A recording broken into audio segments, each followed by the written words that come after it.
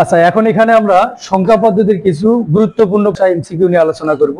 তাহলে প্রথমেই দেখি 18F, সবগুলো এখানে হেক্সাডেসিমেল, এগুলো সিকোয়েন্স কি, যদি কতগুলো পদ বা কতগুলো সংখ্যার নির্দিষ্ট ক্রম অনুসারে সাজানো থাকে, মধ্যবর্তী ব্যবধানগুলো যদি সমান থাকে, এই পদগুলোকে বলা হয়, এই অনুক্রমগুলোকে বলা হয় সিকোয়েন্স বা সিরিজ।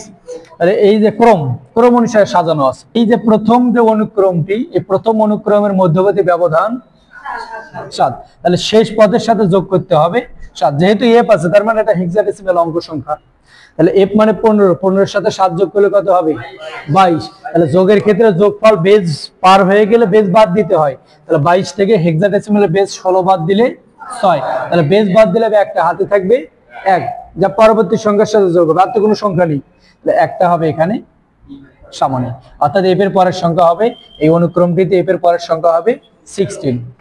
15 সাথে 22 থেকে 16 বাদ দিলে 6, হাতে থাকে 1, একটা সামনে হবে। আবার একই ভাবে যদি এই অনুক্রম দেখি 48, সি মানে 12, মধ্যবর্তী ব্যবধান 4 করে, তাহলে এই পদের সাথে 4 যোগ করতে হবে। তাহলে 12, সি মানে 12, 12 আর 4 16, বেজের সমান হলে বেজ বাদ দিতে হবে।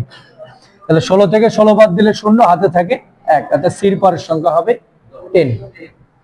একই ভাবে 5, এ মানে 10, এফ মানে 15, মধ্যবর্তী ব্যবধান 5 করে, তাহলে শেষ পদ এফ এর সাথে যোগ করতে হবে 5। তাহলে এটার সাথে যদি 5 যোগ করি, তাহলে 15 আর 5 20, 20 থেকে 16 বাদ দিলে 4, হাতে থাকে 1।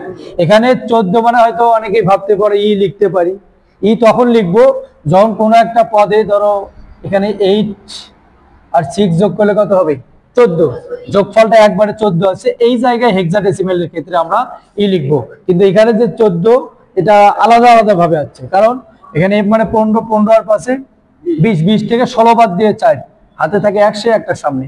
একবারে যদি 10, 11, 12 আসে, তখন হেক্সাডেসিমেল আমরা যে অ্যালফাবেট গুলো আছে, এই অঙ্কগুলো আমরা এখানে বসাবো।